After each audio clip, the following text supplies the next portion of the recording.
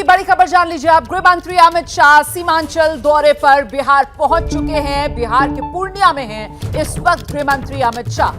थोड़ी ही देर में रैली को संबोधित करेंगे। माना यह जा रहा है कि गृह मंत्री की सीमांचल यात्रा से होगा बिहार में बीजेपी के मिशन 2024 का आगाज। सीमांचल चुनने के पीछे बड़ी वजह मानी जा रही है क्योंकि ये वही इलाका है जहां पर बांग्लादेशी घुसपैठियों और रोहिंग्याओं का मुद्दा जो है वो सियासी तौर पर बार बार गर्माता रहा है। तो कुछ ही देर में गृह मंत्री अमित शाह की पूर्णिया में रैली शुरू होने वाली है। उनका संबोधन यहां पर शुरू होगा। अमित शाह रैली को संबोधित करेंगे और इसी रैली में खुल सकता है बिहार में बीजेपी के मिशन 2024 का ब्लूप्रिंट। तो जैसे ही गृह मंत्री अमित शाह का संबोधन यहां पर शुरू होगा, हम आपको सीधे लिए चलेंगे रैली स्थल पर। लेकिन उससे पहले मुस्लिम आबादी की बहुतायत वाले बिहार के सीमांचल में शाह प्रयोग की नई राह ढूंढने निकले हैं। शाह के इस दौरे से जुड़ी हर खबर आप सबसे पहले अपने चैनल एबीपी न्यूज पर ही देख रहे हैं। महिला सुरक्षा जो है वो बिहार में एक बड़ा मुद्दा है और हमारे संवाददाता नीरज पांडे ने रैली में शामिल होने के लिए जो महिलाएं पहुंच रही हैं उनसे इसी मुद्दे पर बात की है। आप भी सुनिए। इस समय पूर्णिया के इंदिरा गांधी स्टेडियम में और मेरे पीछे जो मंच देख रहे हैं, थोड़ी देर बाद गृह मंत्री अमित शाह इसी मंच पर पहुंचेंगे और पूर्णिया के इस मैदान से बिहार और पश्चिम बंगाल को संदेश देंगे। दरअसल बिहार में गठबंधन टूटने के बाद भारतीय जनता पार्टी की यह बड़ी रैली है और ये सीमांचल के इलाके से गृह मंत्री अमित शाह यहाँ की सरकार को जवाब देंगे। लेकिन मैं जहाँ पे खड़ा हूँ दरअसल ये महिलाओं वाला ब्लॉक है और महिलाएं जब बोलती हैं तो निश्चित रूप में वो दिल की आवाज होती है कि वो क्या सोचती हैं, क्या कहती हैं और क्या जानने वाली हैं। मैडम आप कहाँ से आई हैं? जोगबनी से है, महिला मोर्चा का अध्यक्ष है। गृह मंत्री जी को सुनने आई हैं। हाँ। बिहार में तो अब लालू प्रसाद यादव की पार्टी और नीतीश की सरकार है, तो ये सरकार अच्छी थी या पहले भारतीय जनता पार्टी और नीतीश की सरकार वो अच्छी थी? सर अभी तक तो पहले की सरकार अच्छी थी। अब जो आगे आई है वो तो अभी प्रदर्शन हुआ नहीं है जो कि अभी होने वाली है, तो उसे हम लोग देखकर ही तय कर पाएंगे कि अब का सरकार अच्छा है या पीछे की सरकार अच्छा है। मुद्दे मानती हैं, महिलाओं की बात करें तो महिलाओं के लिए क्या मुद्दे मानती? जी महिलाओं के लिए तो हम खुद एक एनजीओ में काम करते हैं, सक्षम नारी महिला सशक्तिकरण लखनऊ द्वारा संचालित है। मैं महिलाओं को उत्पीड़न से बचाती हूँ, उन्हें समाज में शिक्षित करती हूँ, उन्हें सही राह पे दिखाती हूँ ताकि उन्हें कोई आगे चल के टॉर्चर ना कर सके, कोई घरेलू हिंसा उन्हें ना सता सके। सुरक्षा अहम मुद्दा है। आप भी मानती महिला सुरक्षा एक बड़ा यस सर, इस महिला भी मैडम महिलाओं के लिए क्या मुद्दे मानते हैं? महिला सुरक्षा बड़ा मुद्दा है। बहुत बड़ा है सर। मैं मोदी भक्ति हूँ, मेरे भगवान है राम, मोदी जी, अमित शाह, लक्ष्मण जी है। मैं बहुत उसको दिल से प्रार्थना करती हूँ देश को बहुत आगे ले जाए, बहुत आगे। कहाँ से आई हैं आप? मैं पूर्णिया से मरंगे की हूँ। पूर्णिया से हैं। अमित शाह जी को सुनने आई हैं। बहुत सर एकदम दिल से एकदम इतना धड़कन है, कब आ जाए वो, बहुत धड़कन होता है एकदम से, जल्दी से वो आ जाए, बहुत अच्छे लगते हैं। देखिए ये महिलाओं का ब्लॉक है, अलग अलग इलाकों से पूर्णिया और जो सीमांचल का इलाका है वहाँ से आई हैं। आप पढ़ती हैं कि जो है आप भी जी नहीं, मैं अभी तो पढ़ाई कर रही हूँ और एक एनजीओ में भी काम करती हूँ अभी मैं। तो अभी हमारे जो भारत के गृह मंत्री हैं आदरणीय श्री अमित शाह जी, तो उनको सुनने के लिए हम लोग आए हैं और ये काफ़ी गर्व की बात है कि वो हमारे बिहार की धरती पे हमारे पूर्णिया में आए हैं। तो हम लोग भी काफ़ी दूर से आए हुए हैं और हमारे ख्याल से हमारे मोदी जी महिलाओं के लिए काफ़ी कुछ किए हैं, महिलाओं की सुरक्षा का हमेशा ख्याल रखते हैं। तो हम लोग हमेशा एक ही नाम लेते हैं, हर हर मोदी, हर घर मोदी। मोदी। आप लोग कहाँ से? जी हम लोग महिला मोर्चा की हैं, व्यवस्था में हम लोग हैं। लोग व्यवस्थापक हैं, भारतीय जनता पार्टी कार्यकर्ता ही है आप लोग। तो देखिए ये महिला ब्लॉक है जहां धीरे धीरे महिलाओं के आने का सिलसिला शुरू हो गया है। यहाँ पे भारतीय जनता पार्टी के तमाम नेता मौजूद रहेंगे और ये पीछे जो मैदान आप देख रहे हैं दरअसल इसी मैदान में बहुत बड़ी संख्या में लोग पूरे बिहार से आ रहे हैं। तो ये रिपोर्ट आप देख रहे थे पूर्णिया से, जहां पर उत्सुकता के साथ इंतजार किया जा रहा है गृह मंत्री अमित शाह के संबोधन का। और सीधे अब आपको लेकर चलते हैं पूर्णिया रैली स्थल से। लगातार नीरज पांडे पल पल का अपडेट हम तक पहुंचा रहे हैं और साथ ही मेरे सहयोगी अभिषेक उपाध्याय भी इस वक्त यहीं सीमांचल में मौजूद हैं। और अभिषेक से पहले जानते हैं कि आज का संबोधन गृह मंत्री अमित शाह का यहां पूर्णिया में सीधे सीधे 2024 का शंखनाद साबित होने जा रहा है आज।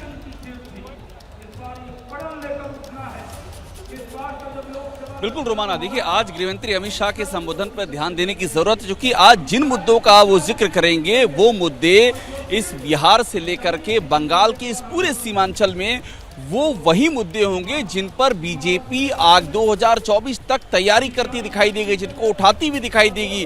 और इन मुद्दों की गूंज बिहार और बंगाल से हट करके दिल्ली तक भी सुनाई पड़ेगी। ऐसे मुद्दे इनमें अवैध माना जा रहा है कि अवैध बांग्लादेशी, रोहिंग्या, जनसंख्या का जो बदलता हुआ स्वरूप, ये सारे मुद्दे होंगे। और इन मुद्दों के निशाने पर आरजेडी होगी, जेडीयू होगी, कांग्रेस होगी। तो इस तरह से ये जो पूरा का पूरा एक चक्रव्यूह तैयार किया जा रहा है। इस चक्रव्यूह का जो दायरा है वो दायरा काफी बड़ा होता हुआ नजर आएगा और गृहमंत्री अमित शाह के भाषण में इसकी छाप दिखाई पड़ने की पूरी संभावना है। बिल्कुल, तो मुद्दों के जरिए कहीं ना कहीं अपने विरोधियों की घेराबंदी करने की एक कोशिश जो आज अमित शाह के संबोधन में देखने के लिए मिलेगी। मैं नीरज पांडे का रुख करूं, उससे पहले अभिषेक आप उससे पहले जी आप जो के अनुसार मैं आपको बता नीरज बोलिए, कुछ दिक्कत आ रही है? जी आपकी बोलिए। आवाज थोड़ा रुक रुक के आ रही है, लेकिन मैं आपको मंच दिखाता हूं। दरअसल इस मंच पे अभी शहनवाज हुसैन कह रहे थे कि जो भारत से प्यार करेगा हम उनको प्यार करेंगे और जो भारत की जय बोलेगा हम उसकी जय बोलेंगे। यही भावना है और यही जनभावना रैली का महत्व भी है। आज यहाँ पर जहाँ पे हम खड़े हैं, दरअसल ये सीमांचल का एरिया है और जिस मैदान पर मैं हूँ ये इंदिरा गांधी स्टेडियम का मैदान है। और इस मैदान की छटा दिखाता हूँ, अपने कैमरामैन मान से कहता हूँ कि लोगों की भीड़ दिखाएं और लोगों की जनभावना दिखाएं कि लोगों की जनभावना क्या है। ये देखिए बजरंग दल के कुछ कार्यकर्ता हैं, इन्हीं से पूछते हैं का भावना है कि सीमांचल में जनसंख्या विस्फोट जो होने वाला है। अमित शाह से हम लोग आग्रह करते हैं कि जनसंख्या विस्फोट को जल्द से जल्द रोके। एनआरसी जल्द से जल्द लागू हो। एनआरसी जल्द का मामला है और घुसपैठियों का मामला है, बांग्लादेशी घुसपैठ हो रहा है और धर्म परिवर्तन का सबसे बड़ा मामला है। लव जिहाद का जो मामला है ये बढ़ते जा रहा है। यहाँ धर्म परिवर्तन किया, पीएफआई जैसे आतंकी संगठन को बैन किया जाए पूर्णतः। भावना रैली है, क्या जनभावना है?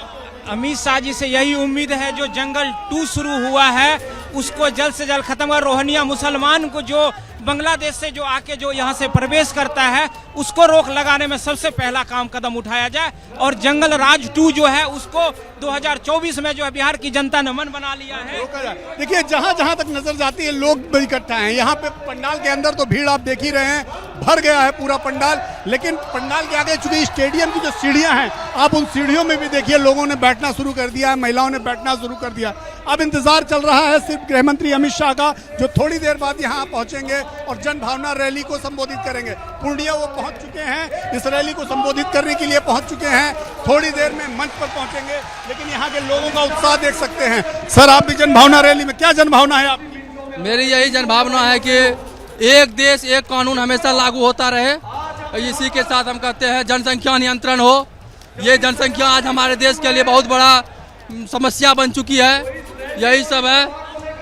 माना जितने लोगों से हमने बात की उनमें से ज्यादातर लोगों ने कहा जनसंख्या विस्फोट, यानी जनसंख्या पर नियंत्रण। ये वो इलाका है जहां सबसे ज्यादा घुसपैठ हुई है, सबसे ज्यादा जो डेमोग्राफी है वो चेंज हुई है। जिन जिलों में कभी एक खास विशेष जातियों की संख्या लगातार बढ़ती जा रही है, यानी कि मुस्लिम समुदाय और खासकर बांग्लादेशी मुसलमान जो हैं घुसपैठ करके अवैध रूप से यहाँ घुसे हैं इस इलाके में। सीमांचल के जो 4 जिले अररिया, कटिहार, पूर्णिया, इन सब जिलों में जो घुसे हैं बाहर के लोग, उनकी वजह से लोगों में कहीं ना कहीं जनभावना उसके विपरीत है। और यही कारण है कि जितने लोगों से हम लोगों ने बात की उनमें से ज्यादातर नेताओं ने कहा कि यहाँ पे घुसपैठ एक मुद्दा है वो रुकना चाहिए, जनसंख्या नियंत्रण होना चाहिए। क्या सर आप क्या मानते हैं, इस इलाके की जनभावना क्या है?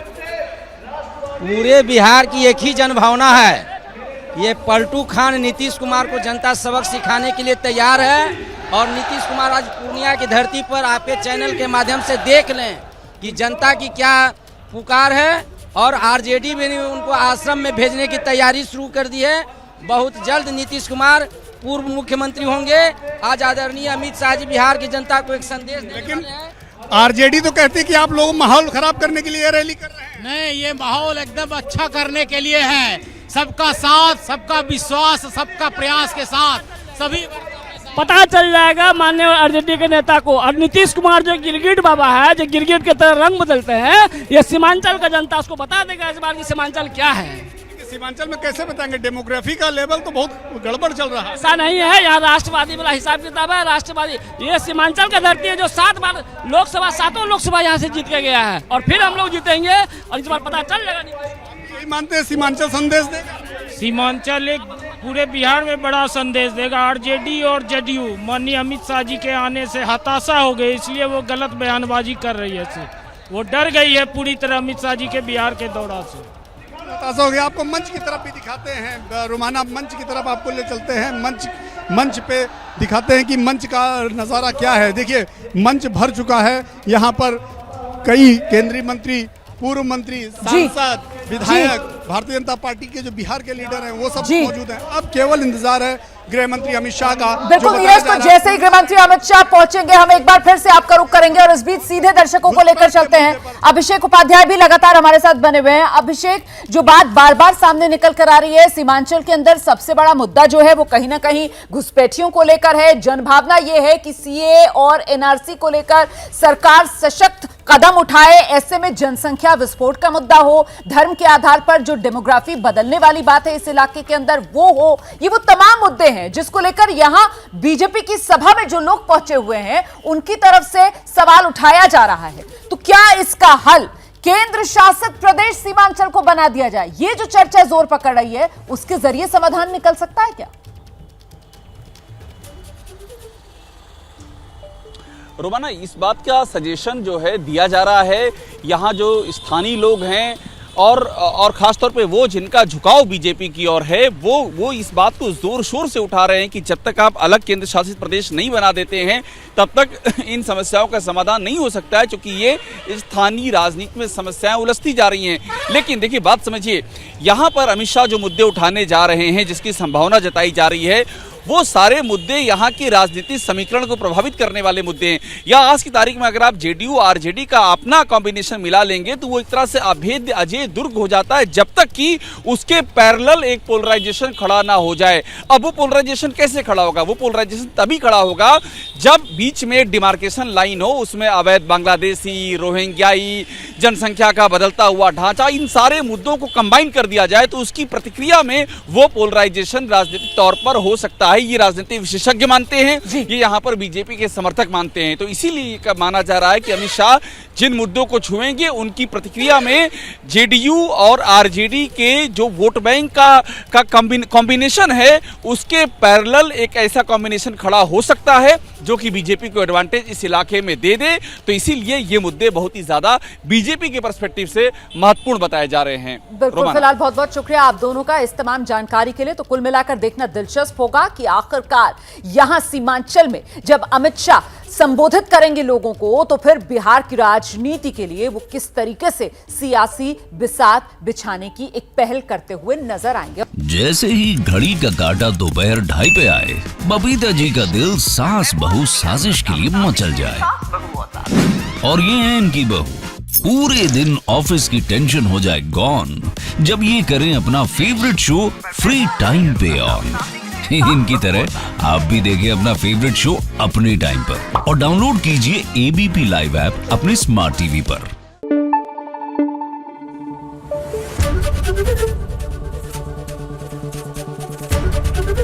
एबीपी न्यूज आपको रखे आगे।